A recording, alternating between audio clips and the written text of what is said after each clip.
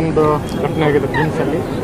So ರಾತ್ರಿ ಒಂದು RT MLC ಬಂದಾಗ ಇಲ್ಲಿ ಹಾಸ್ಪಿಟ್ಲಿಗೆ ಬಂದಾಗ MLC ಆಗಿದೆ ಇಲ್ಲ ಅಂತ ಚೆಕ್ ಮಾಡೋ ಸಲುವಾಗಿ ಬಂದು ಇಲ್ಲಿ ಕರ್ತವ್ಯನಿರತ ವೈದ್ಯರ ಮೇಲೆ ಹಲ್ಲೆ ಮಾಡಿದ್ದಾರೆ. ಈಗಾಗಲೇ ಒಟ್ಟು 5 ಜನರಿಗೆ ನಾವು ಅರೆಸ್ಟ್ ಮಾಡಿದ್ದೇವೆ. ಈ ಹೊಸ BNS ಅಲ್ಲಿ 109 ಮತ್ತು 132 ಅಂದರೆ ಹಳೆ ಸೆಕ್ಷನ್ 307 ಮತ್ತು 353 ಸೆಕ್ಷನಲ್ಲಿ ನಾವು ಅರೆಸ್ಟ್ ಮಾಡಿದ್ದೇವೆ. ಕರ್ತವ್ಯನಿರತ ಯಾರು ವೈದ್ಯರ ಮೇಲೆ ಹಲ್ಲೆ ಮಾಡಿದ್ದಾರೆ ಸೊ ಆ ಪ್ರಕರಣದಲ್ಲಿ FIR ದಾಖಲಾಗಿದೆ. 5 ಜನರು ಅರೆಸ್ಟ್ ಮಾಡಿದ್ದೀವಿ. ಮತ್ತು ಅವ್ರದ್ದೇನು ಬೇಡಿಕೆ ಇದೆ, ಇಲ್ಲಿ ನಮಗೆ ಪ್ರೊಟೆಕ್ಷನ್ ಬೇಕಂತ ಆಲ್ರೆಡಿ ನಾವು ಇಲ್ಲಿ ಪ್ರೊಟೆಕ್ಷನ್ ಕೊಡ್ತಾ ಇದ್ದೀವಿ. 24/7 ಆಗಿ ನಾವು ಸಿಬ್ಬಂದಿ ಹಾಕೊಂಡಿದ್ದೀವಿ. ಅದ್ರ ಜೊತೆ ಈಗ ಮತ್ತೆ ಅಡಿಷನಲ್ ಆಗಿ ಒಬ್ಬ ASI ಅಧಿಕಾರಿ ಮತ್ತು ಅವ್ರ ಜೊತೆ ಅಡಿಷನಲ್ ಸ್ಟಾಫ್ ಕೊಡ್ತಾ ಇದ್ವಿ. ಮತ್ತು ಅವ್ರ ಕಡೆ ಅಂತ ನಮಗೆ ಹೋಮ್ ಗಾರ್ಡ್ಸ್ ಅಥವಾ ಸೆಕ್ಯೂರಿಟಿ ಗಾರ್ಡ್ ಕೊಟ್ರಂದ್ರೆ ಅಟ್ಯಾಕ್ ಮಾಡ್ತೀವಿ. ಉಳಿದಿದ್ದು ನಮ್ಮ ನೈಟ್ ರೌಂಡ್ ಆಫೀಸರ್ ಇವನ್ ನಾನು ಕೂಡ ಇಲ್ಲಿ ಪ್ರತಿ ಟೈಮ್ ನಾವು ಸೈರನ್ ಹಾಕೊಂಡು ಬರ್ತಾ ಇರ್ತೀವಿ. ನೈಟ್ ರೌಂಡ್ ಆಫೀಸರ್ಗಳು ಈಗ ಸಬ್ ಇನ್ಸ್ಪೆಕ್ಟರ್ ಆಗಿರ್ಬೋದು, ಇನ್ಸ್ಪೆಕ್ಟರ್ ಆಗಿರ್ಬೋದು, ಅವರು ಕೂಡ ಇಲ್ಲಿ ಬಂದು ನಾವು ವಿಸಿಟ್ ಮಾಡ್ತೇವೆ.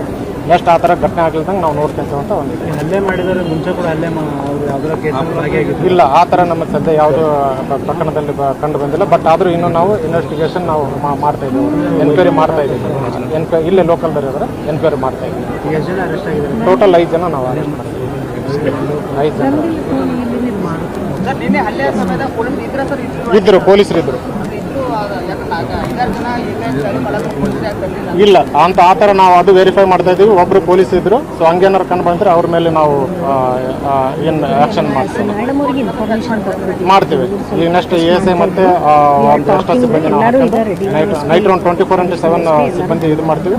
ಮತ್ತು ನಾವು ಕೂಡ ಅಧಿಕಾರಿಗಳು ನಾವೇನು ಸುಮ್ಮನೆ ಬಿಡಲ್ಲ. ಇಲ್ಲ, ಈ ಬ್ರಿಮ್ಸ್ ಹಾಸ್ಪಿಟಲ್ ಏನೇ ಇಶ್ಯೂ ಆದ್ರೆ ಇಮಿಡಿಯೇಟ್ ತಕ್ಷಣವಾಗಿ ನಾವು ಬರ್ತಾ ಇದೀವಿ. ನಿನ್ನೆ ನೈಟ್ ನಾನೇ ಖುದ್ದಾಗಿ ಬಂದಿದ್ದೇನೆ. ಮೇಡಮ್ ಅರೆಸ್ಟ್ ಆಗಿ 5 ಜನರು ಅರೆಸ್ಟ್ ಆಗಿದ್ದಾರೆ. ಮತ್ತೆ ಯಾರು ಇದಾರೆ ಅಂತ ವೆರಿಫೈ ಮಾಡಿ ಬೀದರ್ ಇದ್ದಾರೆ. Okay, thank you.